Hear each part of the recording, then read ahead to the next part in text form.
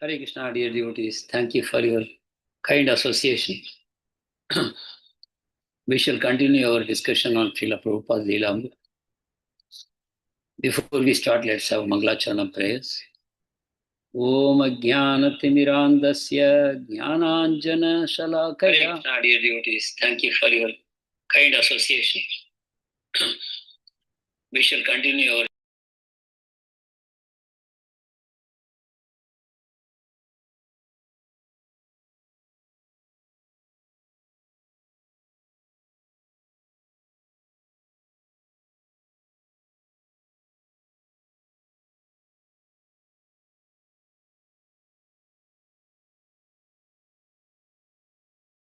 Hare Krishna, Prabhuji, pranams.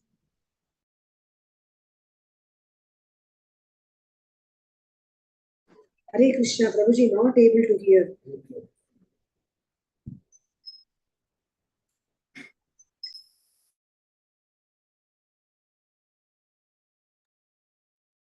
Hare Krishna, devotees. Thank you very much for your association. I had a little problem with my YouTube. The volume was, it was on, audio was on, so there was some echo. Let's have Mangalacharana prayers. Om Jnanatirmirandasya Jnananjana Shalakaya Chakshurun Militam Yena Tasmai Shri Gurave Namaha Sri Chaitanya Manobhishtam Stapitam Yena Bhutale Swayam Rupa Kadamayam Dadati Swapadantikam Vandeham Shri Guru Sri Yuta Padakamalam Shri Gurun Vaishnavamscha Shri Rupam Sagrajatam Sahagana Raghunathanvitam Tam Sajivam Sadvaitam Savadhutam Parijana Sahitam Krishna Chaitanya Devam Shri Radha Krishna Padan Sahagana Lalita Shri Vishakhanvitamscha He Krishna Karuna Sindhu Deenabandho Jagatpate Gopesha Gopika Kanta Radha Kanta Namostute Tapta Kanchana Gaurangi Radhe Vrindavaneshwari Vrishabhanu Sute Devi Pranamami Hari Priye Vancha Kalpatarubhyascha Kripa Sindhubhya Evacha Patitanam Pavanebhyo Vaishnavebhyo Namo Namaha Nama Om Vishnu Padaya Krishna Preshtaya Bhutale Srimate Bhakti Vedanta Swamin Yiti Namine Namaste Saraswate Deve Kauravani Pracharine Nirvisesha Sunyavadi Paschatya Desha Tarine Jaya Shri Krishna Chaitanya Prabhu Nityananda Shri Advaita Gadadhar Srivasadi Gaura Bhakta Vrinda Hare Krishna Krishna Krishna Hare Hare Hare Rama Rama Rama Hare Hare Hare Krishna Krishna Krishna Hare Hare Hare Rama Rama Rama Hare Hare Hare Krishna Krishna Krishna Hare Hare Hare Rama Rama Rama Hare Hare.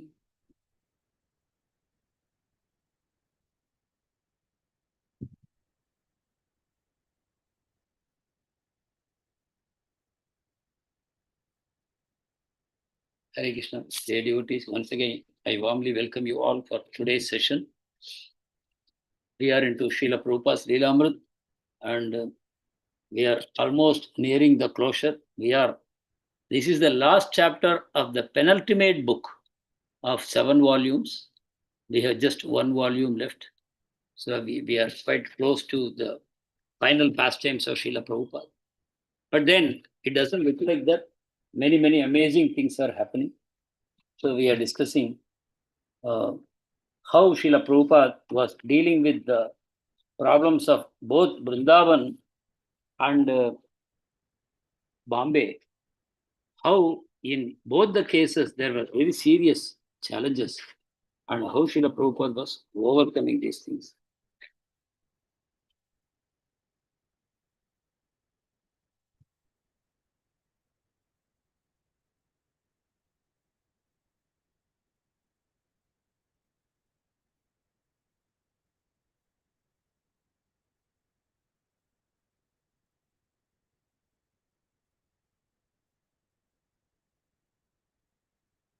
So one after the other, Srila Prabhupada had three Rath Yatra festivals. We were discussing how these Rath Yatras went. So then Srila Prabhupada was in Los Angeles, and while he was there, he heard the news that the Rath Yatra scheduled to be held in London had been cancelled by the authorities.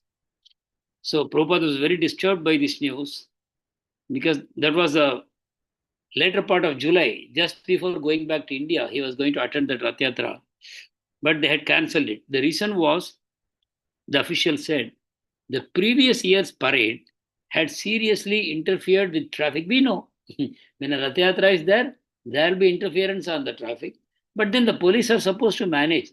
They cannot stop all cultural and other such festivals simply because of the normal traffic flow will be affected.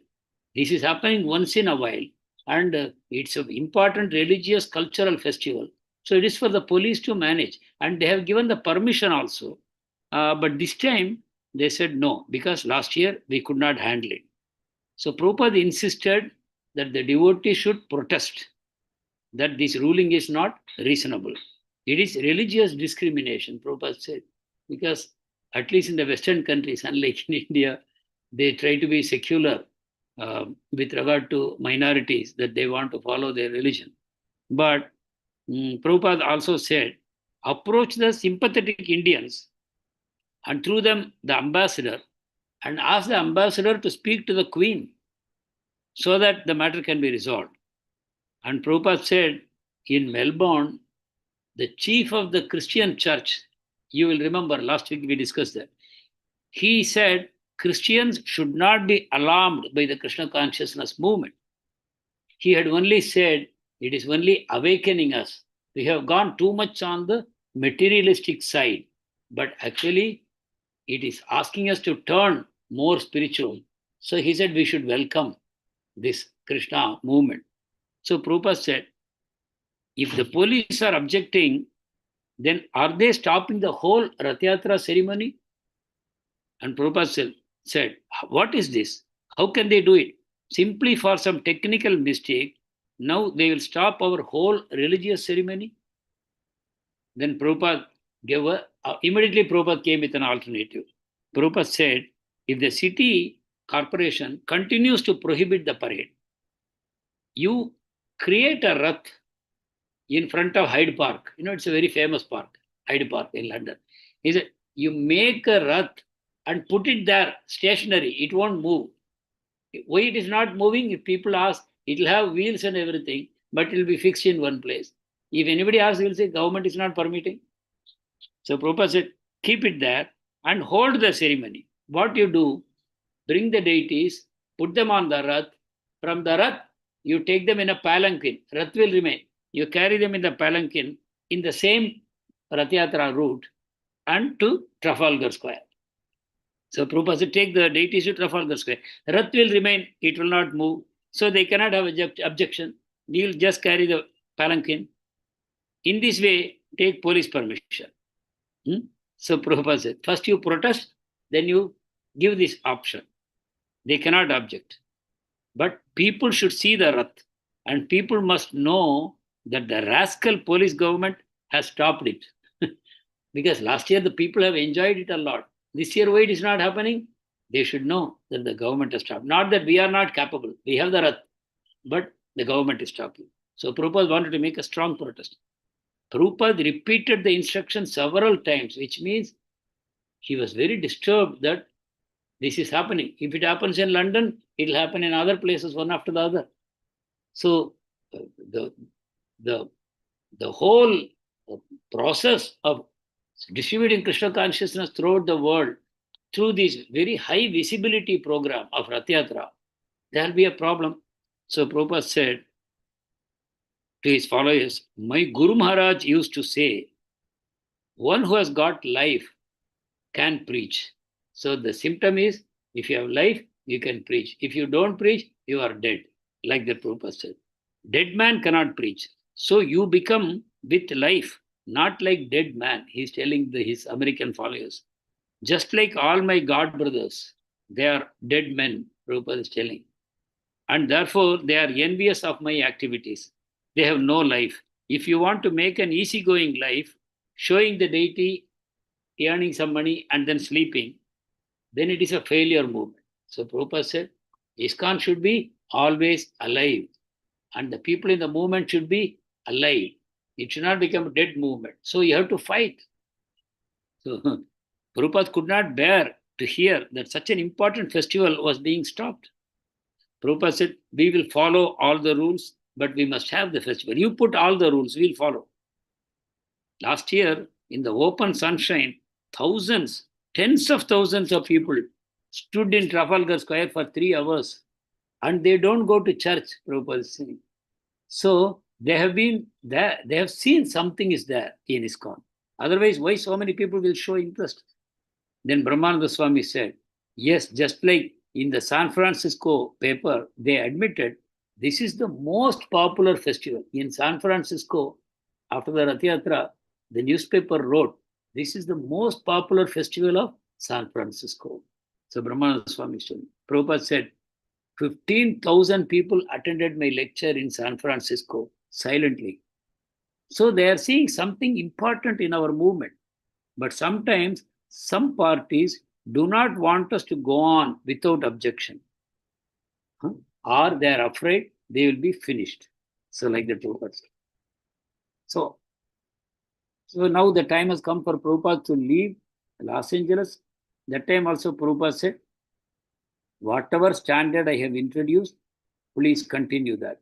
Strictly, whatever program I have introduced, please follow the program nicely and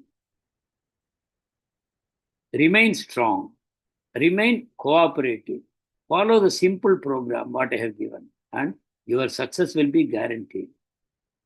Somehow or other, we have introduced this program in Western countries, and you are so intelligent, you have very soon captured it.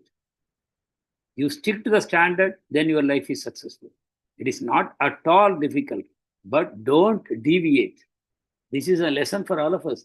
Prabhupada is speaking. Right now, Prabhupada is not in front of us, but whatever Prabhupada spoke is available to us. We should understand exactly the spirit of what Prabhupada is saying. Prabhupada created a very dynamic movement, but Prabhupada is also cautioning, don't deviate. Then if you maintain the standard, then you are pakka. Pakka means solid, strong. If you remain solid in Krishna consciousness, Maya cannot touch you. So this is our protection. So Prabhupada says, I am requesting you, I am traveling all over the world. I am going now to Dallas and New Vrindavan. So my touring is natural. It will go on. I cannot remain in one place for a long time. I started this movement. I want to see that it is going on nicely. Don't deviate. That is my only request. Then Prabhupada began to cry. That was in Los Angeles because the disciples were very much dependent on Prabhupada. They were doing a good job, but somehow they always needed Prabhupada to be with them. When Prabhupada is leaving, they cry. And Prabhupada also started crying. Then once again, Prabhupada concluded, thank you. Then you will remain, this is my only request, that you will remain solid. Thank you very much. Then Prabhupada was in New Vrindavan.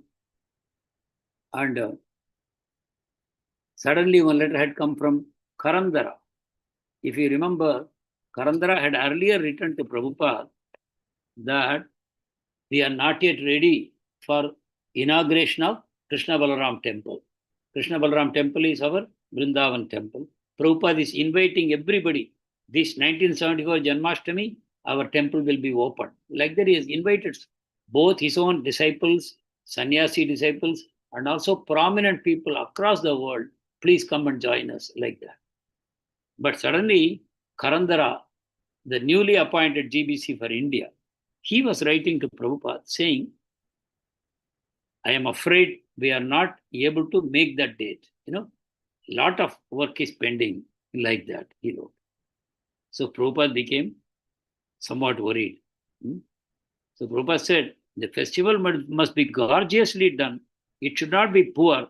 If there is scarcity of money, I will supply that. Regarding the temple not being finished on time, that is your responsibility. What can I do? So Prabhupada message very strongly to Karandara, but then he was becoming disturbed whether really there is a problem. Because, see, earlier there was Tamal Krishna Goswami in charge of India, and there were several months nobody was there. And finally, Prabhupada found Karandara, who was actually returning to the movement after staying away for some months. And Prabhupada made him the GDC. So in between, Prabhupada had no idea what is going on in India, especially Vrindavan. And as usual, Gurudas Prabhu was giving a very positive picture that Prabhupada, yes, we'll be able to open. He is very afraid of saying no to Prabhupada. That is the problem. He doesn't want to displease Prabhupada. He wants to keep him happy. So he was convincing himself and convincing Prabhupada also, saying everything is going all right. We'll be able to do that. So this was the problem. So now July is coming close and devotees are preparing to go to Vrindavan. But what is waiting for them? Fiasco. There is no temple. Temple is not ready. Just see what all challenges Prabhupada is facing at this age of what, 77, 78. Just few years to pass. And these kind of challenges are coming. So when Prabhupada was in Los Angeles, this I have already spoken. Okay. So Vrindavan is not yet ready. So then Prabhupada was in New Vrindavan. Then in New Vrindavan, he got this news and then he returned to Vrindavan. Now this is 4th of August, 1974. Prabhupada has reached Raman Reti, where our temple is located.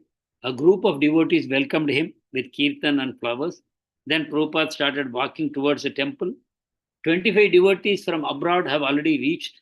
So along with them, Prabhupada is going. Devotees are happily surrounding Srila Prabhupada. They are walking towards the temple. There is no proper walkway because temple is not ready. So no proper walkway. All cement is lying somewhere, sand is piled up somewhere, steel is lying somewhere, gunny bags are lying. Between these, Srila Prabhupada walked toward the altar place where the altar is supposed to come, deity house. But even there, the altar, the deity, big, that hall, which will be the altar proper, it was not ready. The ornamentation was not done. It is just a plain building. So Prabhupada said, what is this? After seeing the entire site, there is nothing here. Where is the temple? You told me the temple was finished.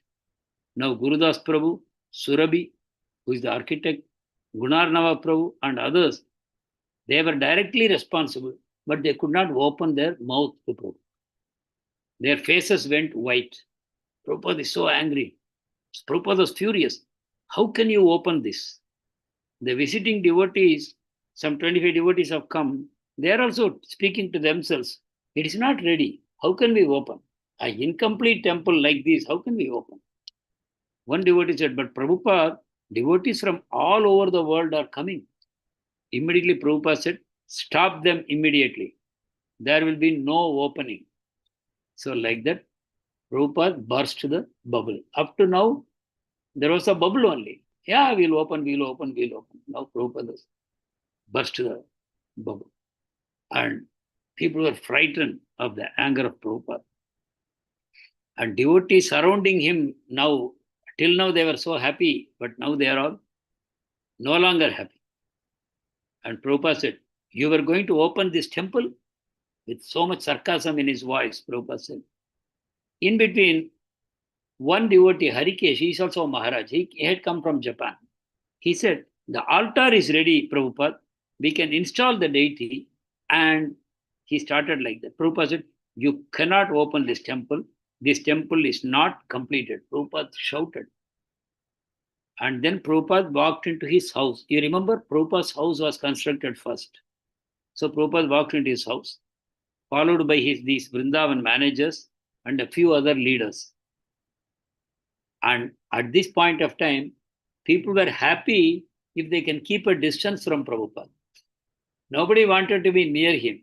Like, when Narsingadev, after killing Hiranyakashipu, nobody wanted to go near him. No? Even Brahmadev could not go. Lakshmi Devi refused to go. Indra, Chandra, Lord Shiva, everybody was afraid. Finally, they sent Prahlad, little Prahlad, right? Like that, people are happy if they are far away from Prabhupada at this time. Surabhi is the architect. His wife ran to the altar to pray to the deity, Krishna, please spare us from the anger of Prabhupada. And Prabhupada went to his room. His anger was increasing minute to minute. He yelled at Gurudas for the mismanagement. He yelled at Surabhi. He yelled at everyone. No one could offer a suggestion or excuse. They did not dare to open the mouth. There was nothing to do, but they all turned white and became depressed. Then suddenly Prabhupada inquired, despite this mess, can we still open the temple? Prabhupada is again raising a hope. Can you have the deity rooms ready at least? He asked Surabhi. This is an insult to our society. What will people think? We have announced it everywhere. Then Surabhi, with great fear, he told, nobody actually knows about it, Srila Prabhupada. Surabhi is telling, exposing himself for another blast. When he said this, Prabhupada again retorted very angrily. Prabhupada said, oh, you have not made any propaganda about it? No invitations? Not yet, Prabhupada. Not to the people in Vrindavan. At least Vrindavan people don't know. They do not expect it to open because everyone who is here, they know that the temple is not possible to open. So Prabhupada said, this is a farce. It's a fiasco. He was disgusted. We have to open. How can we open on Janmashtami? Prabhupada is still expecting that they can open for Janmashtami. Then Surabhi said, Srila Prabhupada, the temple doors are not ready. They are still cutting the wood for making the door. Prabhupada inquired about the deities from Yamuna. Yamuna Mataji was there. And she said, paraphernalia is ready, but the throne itself is not ready. Throne means altar, the platform, that is not ready. So Prabhupada asked her, what is your opinion? Prabhupada has great trust in Yamuna Mataji. So because she will do anything. Like you will remember, in the train, Prabhupada asked for some hot rice. He knew it is not possible. Still, when she asked Prabhupada, what do you want? And he said this, she made it happen, right? So Prabhupada is saying, what is your opinion? Yamuna said, I am totally unqualified to speak. And although I have no right to speak, I see it as almost impossible to actually open the temple. And then she added, there is no pujari even. To open the temple without a pujari? With a sense of finality and failure, Prabhupada said, then we won't do it. But we have invited so many people from around the world to come. And I was not informed of this. Now you all decide. Then Prabhupada asked, when can we open? Shall we open for Diwali? When is Diwali? October, Srila Prabhupada. Now this is July, right? This is August. And so whether we can open for October? Then someone said, shall we open on Bhaktisiddhanta Saraswati's appearance day? That will be in December. He is trying to push it to the end of the month, end of the year. Prabhupada was silent, looking displeased. And Surabhi spoke. Prabhupada, it will take 6 months. Actually, 7 months. So the calculation goes from August to February 75 or March 75. So what happens in February, March? Devotees for ISKCON. What is the significance of February, March? Every year? Appearance of Nityananda Prabhu and Gaur Purnima Prabhuji. Ah, exactly. So Surabhi is giving a date more or less like that. From August, he is speaking 6-7 months. That means almost Gaur Purnima. Then Prabhupada chose the day of Ram Navami in April. So following year, April. The opening could coincide with the annual gathering of devotees in Mayapur and Vrindavan. So Prabhupada said like that. Surabhi spoke again. He had become very pessimistic about construction in India. Many of you will also remember, those of you who are doing any kind of a construction in those times, in the 70s, because I was in the bank, I have seen this, even 70s, 80s, if you remember, if you want to buy a Bajaj scooter, they will ask for some foreign exchange. Then only you have to book with a NRI quota. Same way for cement also, there is to be NRI quota. That means there was so much scarcity. So Surabhi said, we are not getting cement, Srila Prabhupada. We have to get it from the government. That was the main obstacle. Now he's opening out. What problems? We could possibly have the opening in 3 months if we can get cement. From 7 months, he says we can do it in 3 months if we get cement. All right, Prabhupada said. There was no use trying to set a date because cement, I don't know when it will come. So Prabhupada said, it will be done before next Janmashtami. Prabhupada was sarcastic. And if the cement can be obtained, it can be done in 3 months. Otherwise, more than 1 year. Next Janmashtami means 1 year later or in 3 months. Later, Prabhupada continued to express displeasure, meeting various people, especially Gurudas. He asked questions, but no answer satisfied him. Then he asked Gurudas to bring the financial records, again fired him. Okay, he found something that one expenditure he had done, Prabhupada was not happy. Again, he fired him. So Gurudas became sort of depressed and aloof. He returned to his room. He would come back to Prabhupada only when called. And Prabhupada started talking about changing the temple president, changing Gurudas from temple president. He suggested Harikesh. And Prabhupada said, Gurudas and Yamuna, they can be in charge of the guest house. Actually, there is no guest house yet. It is yet to start. So Prabhupada is shifting them to that responsibility. And then he called Gurudas again. And he asked him, can you manage the guest house of Vrindavan? And then suggested you go to Jaipuriya guest house in Vrindavan, learn how they manage from there and try to implement it here. So this discussion went.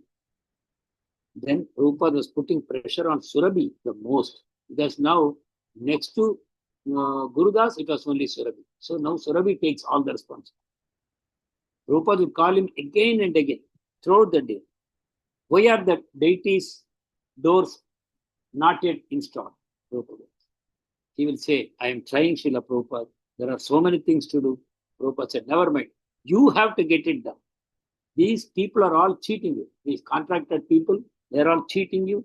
Don't let them cheat you. Devotees are undergoing great difficulty to collect the money throughout the world. We should not waste it. We should not allow someone to cheat us and take away the money that was collected with so much difficulty. I don't want the contractors to become rich at the cost of our project. And I want marble on the building. Where is the marble? Prabhupada asked. Surabhi asked Prabhupada innocently, where can I get marble? Prabhupada answered, why are you asking me these questions? Prabhupada shouted, you are the expert. You should know. I don't know. Use your intelligence. Ultimately, now listen. This is Satsvaru Maharaj concluding. Ultimately, Prabhupada's anger with his disciples was incidental. Just follow this. It may sound here and there contradictory, but if you follow carefully, you will make the sense of it. Ultimately, I am adding my words. Prabhupada is serving his Guru Maharaj. Prabhupada is serving Krishna. That is his focus. Whatever comes in the way, he has to use them in the service of Krishna. Whether they are people or resources, he will use them. And if he finds some obstacles, he has to overcome. But his service has to be done. So this is the focus of Prabhupada.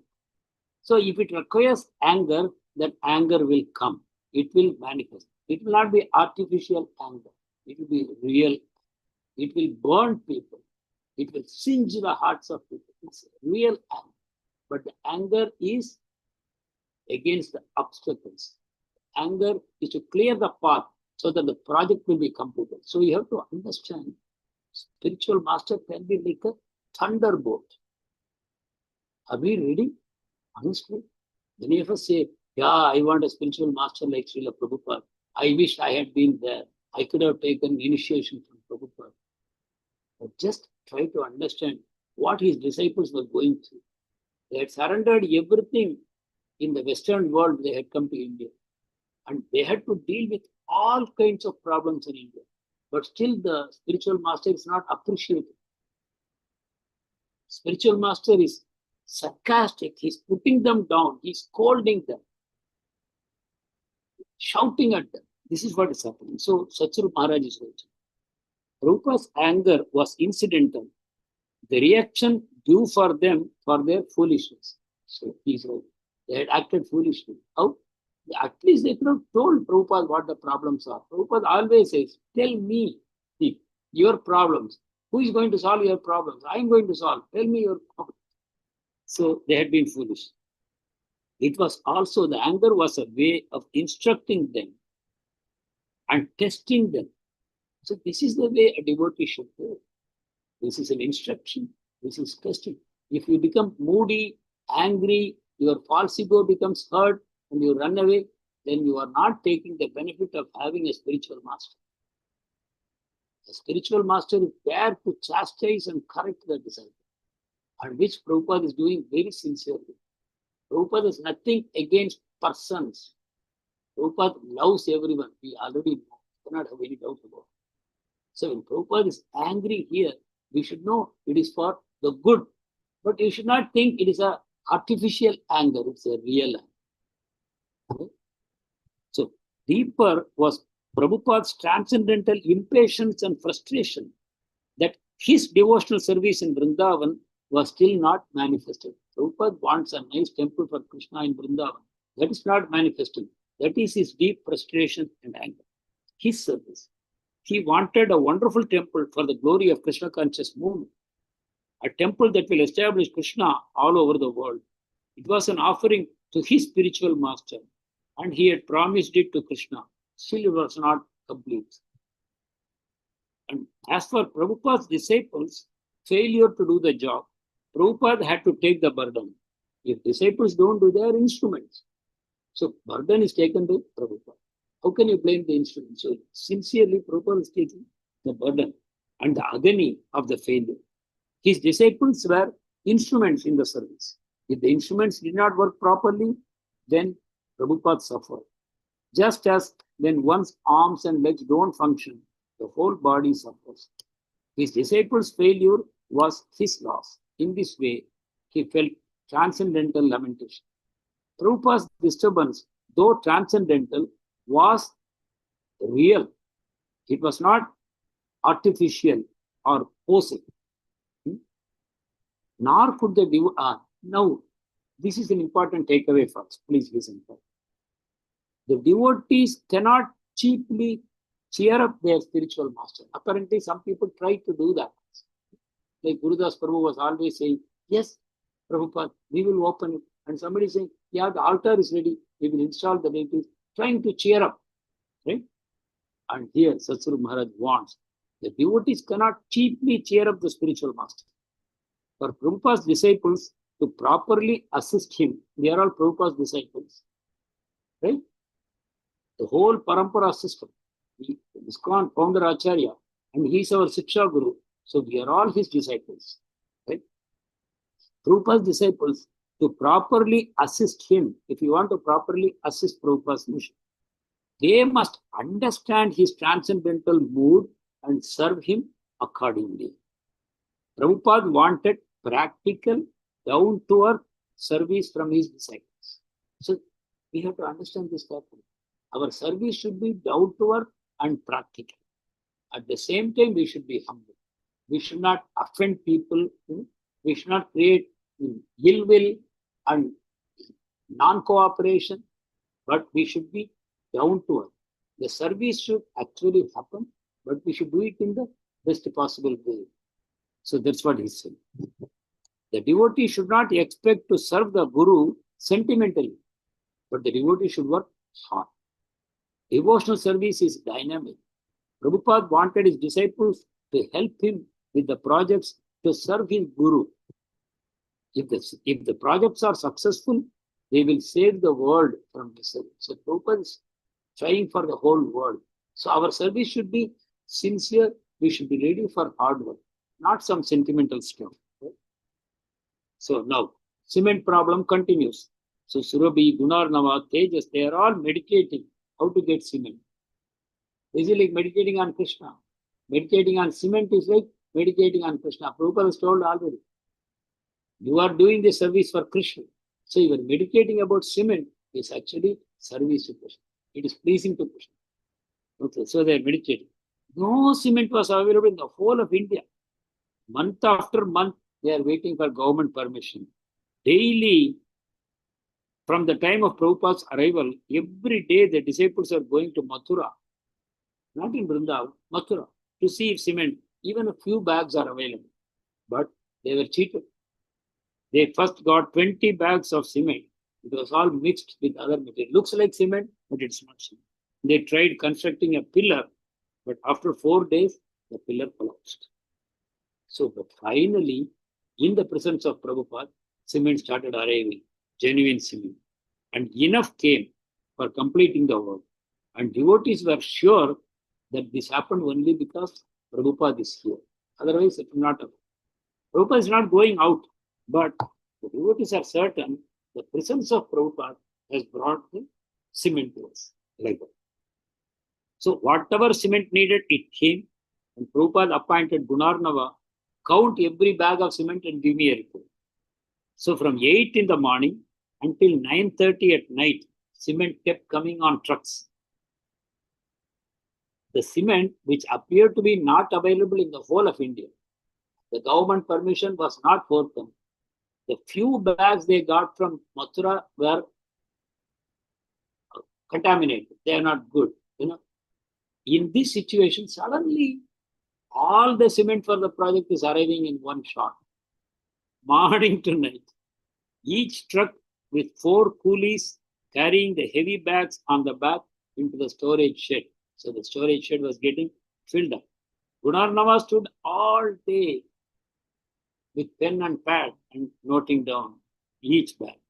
And Prabhupada came out of the house many times and watched gravely, not saying anything. In the evening, night, when everything was finished, he called Gunarnava. So, how many bags? And Gunarnava gave the exact number. How many bags? Everything is locked away now, Prabhupada asked. Yes, Srila Prabhupada. So, in this way, the main obstacle was removed. So, Prabhupada was talking about the cement as if he was talking about gold. Then, this is a major setback here. On the 12th of August, after coming to Vrindavan, Prabhupada felt very weak. 12th of August, Prabhupada was feeling very weak. Actually, the Vrindavan weather was also worst at that time. The monsoon was going to begin and everybody was sick. What kind of diseases they were having? Malaria, dysentery, typhoid. Like that. People were all down. And Prabhupada, it was in the afternoon, the day after Janmashtami, Prabhupada's appearance day. On his appearance day, in the afternoon, he was sitting at his desk and he felt very weak. In the desk itself, he lay down on his chair, sofa, on the armrest. The following day, he was so weak, he could not walk or even stand. No appetite, temperature 104 degrees. Local doctor came, he said malaria, he gave some medicine. Prabhupada took 1 or 2 doses, then refused. Another doctor came, he gave a totally different medicine. Prabhupada said, stop these doctors from coming. They cannot cure me. No doctor can cure me. Prabhupada said. Then, it was the monsoon season. This is August monsoon season. Many devotees were sick. Shrutakirti Prabhu, who had come to assist Prabhupada, he contracted malaria immediately and he was down. Then Kuladri, he had come to Vrindavan to attend the temple opening. He said, I will assist Prabhupada. Then he also got malaria. So no assistance. Other devotees became ill with malaria, jaundice, dysentery, and various digestive problems. They are all foreigners. Imagine how they are adjusting with Indian conditions. And Vrindavan was so primitive in those days. What kind of doctors were there? What kind of facilities? So much pollution. So The sky was always overcast, right? Hot and humid. And thousands of insects started appearing. Several days, the sky will be cloudy. And one day, the sky will open and sharp sun will come. And everything will become like boiling. So people could not handle it. They have to take care of Prabhupada, but before that, they have to take care of themselves also. They are so sick. So this was the most unhealthy season of Vrindavan. Prabhupada's condition worsened. Devotees became morose and even feared that he may leave. They brought Prabhupada's bed out. Whenever it was cool outside, they will try to bring Prabhupada's bed outside. Prabhupada lying on the bed only, not able to get up. They will carry the bed out and again they will carry it in and they will massage him or they will fan him. Day after day, Prabhupada stopped eating. No food. All that he ate was some grapes and some orange slice. That's all. And Prabhupada also started talking like this. He said, actually, this is how my father also died. Before dying, he started fasting. He stopped eating everything and then he died. So devotees were terribly afraid that my Guru also will go in this way. And on top of everything, they felt it is because of our fault that our Guru is suffering. Prabhupada already told, no, if disciples are making faults, offenses, Guru has to take their sins. So they were afraid that because they were the cause of his suffering.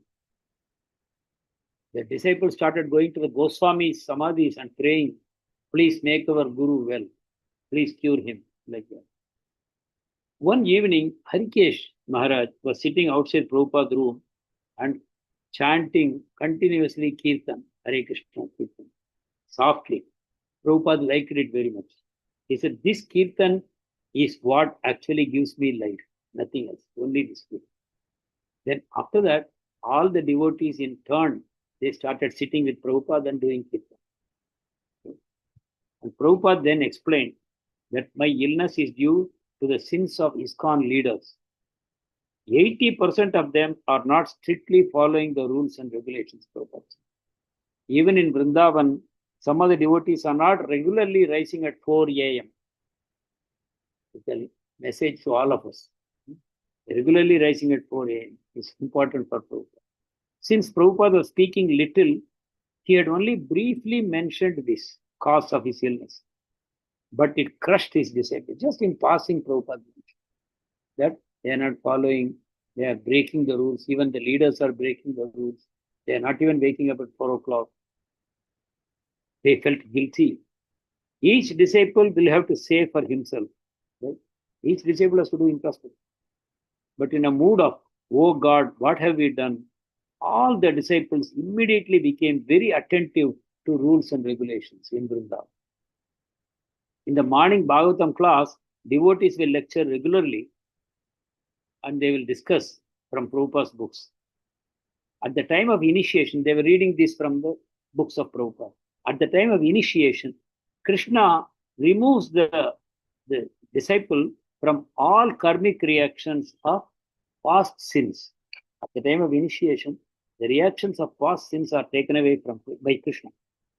But the spiritual master is a representative of Krishna. So he shares in removing the disciples' karma. Krishna will remove the karma, but nothing will happen to him. But when Guru, who is a representative of Krishna, he takes the karma, he suffers. Why? Because Krishna is infinite. Even though spiritual master is completely pure, but still he is finite. He's just a particle of the Supreme, right? So he suffers. So spiritual master, therefore, partially suffers the reactions for a disciple's sins. So if a guru takes more and more disciples, imagine how much more he will have to suffer. This is what His Holiness Jayapataka Maharaj also says. But still he, out of compassion, continues to take more and more disciples. We cannot imagine someone can suffer more than him just by looking at him. How much? I've been watching him from 2008. And then I have He has been my guest in my house around, I think, 2014 or 15 in Calcutta. I have seen him at close quarters. How his body is hurting. So, no wonder, no, when someone takes so many disciples, the sins of the disciples, partly it will affect the Guru's health. So, Jiva Goswami has given a warning that spiritual master should not take too many disciples. Otherwise, there will be an overload of karma on him. But as it has been predicted, the, the, the acharyas in our parampara, now and in future, they will be more and more merciful because the souls will be more and more fallen. So unless they are merciful, who will save them? So they will continue to take the risk and preach. We have seen Prabhupada, how he took risk. But if the disciple commits sins after initiation, then spiritual master may become ill. So Prabhupada said that his misdeed, Prabhupada was saying, my mistake is I accepted so many disciples, but I have no choice. I want to spread Krishna consciousness fast. So spiritual master has to suffer so that the disciples will know, due to my sinful activities, my spiritual master is suffering. And this always had a sobering effect on any would-be offender. Anyone considering offenses in future, they will become very careful that we should not do. But now for the first time, Prabhupada was specifically blaming the disciples for his serious illness. By neglecting spiritual masters' basic instructions, they were causing him great distress. Now they understood Prabhupada is not a malaria victim. That's why he said, no doctor can cure me. He's not a malaria victim. But if they correct their mistakes and pray to Krishna, then Prabhupada will become better. We have to correct our mistakes. So Prabhupada's condition was so critical, and what he was telling his secretary Brahmananda Swami, that he was sharing with others, it was something very serious. They thought better we tell the entire ISKCON what is going on. Because Prabhupada liked the 24-hour Kirtan by his bedside, they told all the temples in the world, please do 24-hour Kirtan for Prabhupada. They wanted to introduce. So telegrams were sent to all the temples, and they all started petitioning Krishna for recovery of Srila Prabhupada. It was something like 1967, if you remember, in the early days of ISKCON. Oh, Prabhupada had a heart attack and he was in the hospital and everybody prayed. It was a similar situation, but they were praying to Narasimhadev. So at that time they prayed, our master has not finished his work. Please protect him to Narasimhadev. And he recovered. And Prabhupada said, it is because of your prayers that the Lord has saved my life. Now in 1974, there were many more devotees than 1967. And all of them were praying. But now also, from what Prabhupada said, there were more devotees who misbehaved and caused him pain also. Prabhupada is taking the risk. Yes. So Prabhupada had come to Vrindavan for a celebration, but it looked like there was none. He was very sick. And the servants were carrying him, you know how? They were carrying him like a doll, on the shoulders, on the arms, they will carry him from room to bedroom to bathroom, back to bedroom, like that. He could not stand up or walk. That was the condition. And some other devotees are massaging him and serving sincerely. And there was always Kirtan. But Prabhupada depended on Krishna. No treatment, simply depending on Krishna.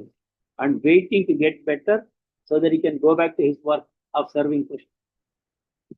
So he tolerated everything. But suddenly there was a news. What is that? The governor of Uttar Pradesh is visiting the temple. And who is the governor? Akbar Ali Khan. He is a Muslim. But somehow, one of his friends is a Seth Bishan Chand.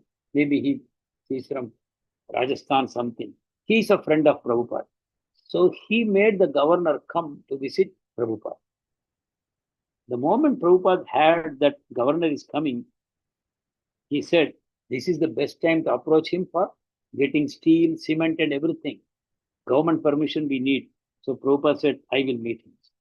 Despite his failing health, Prabhupada insisted that the devotees hold a reception in the courtyard and Prabhupada would personally come and talk. He was at that time lying on his back. He was lying helplessly on the bed and speaking very faintly. People could not even hear. But he's saying, prepare a feast and arrange the table, chair, and everything, and I will personally meet the governor. Devotees begged Prabhupada, please don't come, we will handle everything. So Prabhupada said, governor has come, I must go and do it. So Shrutakirti Prabhu dressed Prabhupada in fresh silk dhoti, like dressing a doll. No, now every temple, they dress Prabhupada like that. Shrutakirti dressed up Prabhupada. And Prabhupada tried to apply tilak on his forehead. Prabhupada could not do it. It was a struggle of 5 minutes that Prabhupada applied tilak. You can imagine how weak he was. And after when they were ready to go, Prabhupada was asking his servant, have I put on my tilak? He has forgotten. That means it's a delirium. Like 104 degree, 105 degree delirium, people become unconscious. Like that Prabhupada was. So they were very worried. He cannot even stand. They carried him in a chair, waiting for the governor. They carried him in a chair and put him in the middle of the courtyard, where there were other tables with prasadam and everything, and Prabhupada's books. Finally, before governor came, many policemen, soldiers, everybody came. They roped off the area. Traffic was stopped in front of the temple. And finally, there was a red carpet for him, for the governor. Gunarnava had arranged it. And devotees are standing on both sides, chanting with Karatal.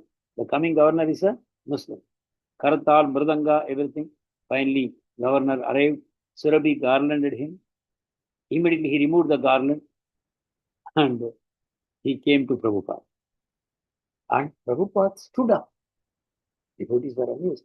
Prabhupada could not even move from his bed, but now he stands up straight in front of the governor and shakes his hand. And he poses with the governor for several minutes, and then they sit down. No one among the guests could guess that Prabhupada is sick. They could not guess that Prabhupada is sick. Only the devotees know that he is very sick, and he may anytime collapse. They can see Prabhupada's body shivering and trembling, but no guest could guess that this is the problem. And Prabhupada was trying to smile. Even that was a stress on him. Devotees were in great anxiety, thinking anytime now Prabhupada will die also. They know his condition. Yet, devotees also pretended as though everything was normal, because Prabhupada is doing something, we should follow it. So they all acted, everything was normal. And then governor was asked to give a speech. And you know what governor spoke? Governor spoke, India's future lies in developing industries. He is in Vrindavan, in ISKCON temple, and he says, we have to develop industries. What else he will say? Then Prabhupada also got up and spoke. Leaning on the chair, Prabhupada spoke. For 20 minutes Prabhupada spoke. For 2 weeks, he has not spoken. Now, he spoke for 20 minutes, and the governor listened politely. Afterwards, Prabhupada sat and honored prasadam with the governor, and his 15 ministers had come with the governor. And after the governor left, then what happened? Prabhupada had to be carried. Prabhupada had to be carried. Governor doesn't know. The devotees had to carry him to his room, and then his temperature was 105. Prabhupada collapsed on the floor. So all the guests have gone, temple returned to the normalcy, and devotees started soft kirtan by the Prabhupada's bedside. They were amazed at Prabhupada's strength and determination, and they realized how little they themselves were actually putting forth in service to Krishna. After seeing Prabhupada, they realized we are not doing enough. Then, after 2 full weeks, Prabhupada's fever finally disappeared. 2 weeks later, Prabhupada's fever was going down. A great ordeal was over. Monsoon was ending, and temple construction problems continued. And Prabhupada's determination to see the temple complete, that also continued. And the disciples also felt determination. And they resolved that whatever obstacles come, we will overcome and make the temple happen. Right? But we will never break the regulative principles. For the good health of Srila Prabhupada, we will strictly follow the rule. After that, Prabhupada never spoke about illness. He acted everything normal. And devotees were in the whole world were informed, Prabhupada is now all right. You can discontinue your 24-hour kirtan and resume your normal activities. Okay. So like that. And one thing was clear, Prabhupada was completely spiritual. Devotees working with him, they have a contract with Prabhupada. What is a contract? Spiritual contract. The contract based on love and trust. Prabhupada loves and trusts you. You love and trust Prabhupada. This is the contract. He was taking their karma. Prabhupada is taking them. And they have promised to follow instructions. This is the contract. I will take your karma. You follow instructions. Now, despite his disappointment with the failure of his disciples, the contract is not broken. Contract is still very much in order. He continues to give his causeless mercy and they can carry out his orders. Otherwise, the devotees will have no spiritual strength without the mercy of the Guru. And Prabhupada's mercy would continue forever. So that lesson has been taught.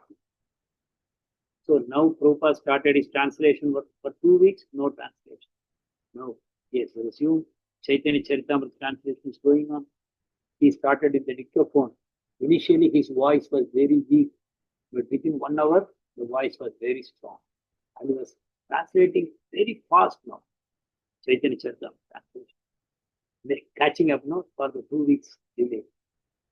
So this is the Vrindavan passport. Now, Prabhupada has gone to Bombay. Prabhupada is now in Bombay. From November 1974, up to November, Prabhupada was in Vrindavan.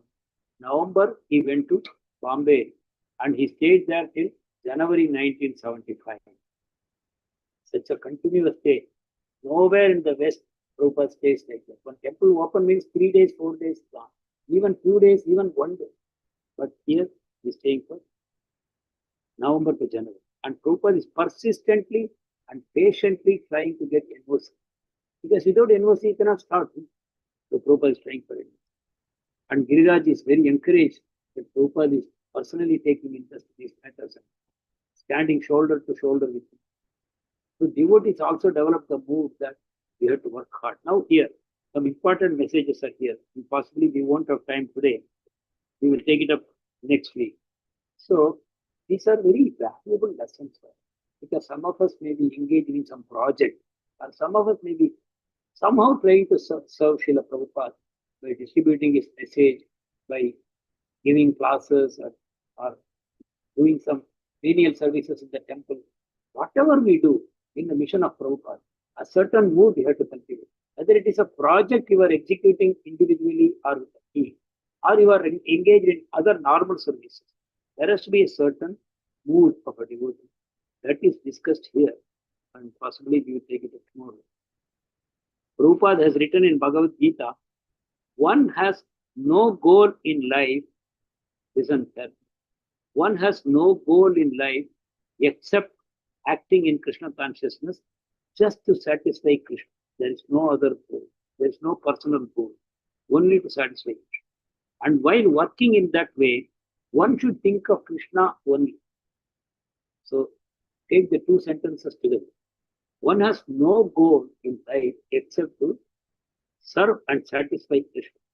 And while doing this work to serve Krishna, one should always remember Krishna. So this is Bhagavad Gita, right? Mam Anusmara Yudhyacha. You have to fight. Fighting is for pleasing Krishna, but there should be always undercurrent of remembering Krishna. So Prabhupada says, I have been appointed to discharge this particular duty for Krishna. Devotee should think, I have been appointed by Krishna to discharge this particular duty. While acting in such a way, one naturally has to think of Krishna. That order of Krishna comes through the disciplic succession from the bona fide spiritual master. The disciple gets the order of Krishna not from Krishna, but from the disciplic succession. So the order we get through the Guru is actually the order of Krishna. So in that mood, we should take the order seriously. In any particular project, if you want to serve, dedicating yourself to the local people to give Krishna consciousness to the people where you live. If you take that project, then that is an opportunity Prabhupada is giving to every disciple. Opportunity is to spread Krishna consciousness in the area where you live. So that's your project. His field was the entire world. Entire world is the field. So devotees can take. You can take a city, you can take a locality, you can take a town, you can take a country. Anything is possible. So this is like a father giving estate to his children. So we are all the children, and Prabhupada has given the whole world to us for distributing Krishna consciousness. But this is not for ownership and enjoyment. This is for service to Krishna. Because Krishna is the proprietor of everything. So a preacher can remain in a particular area in Krishna's domain and try to free the residents from Maya. This is the whole world is a domain of Krishna. We take a particular area and try to liberate the souls who are all children of Krishna. We want to free them from Maya. So Hare Krishna land in Bombay is one of Prabhupada's major plans. But it was only gradually evolving, as if Krishna wanted to test the devotees, whether they pass their tests of obedience to Prabhupada. Once they are proving that they are obedient, then the temple will die. Okay, so temple is waiting for the tests to be completed.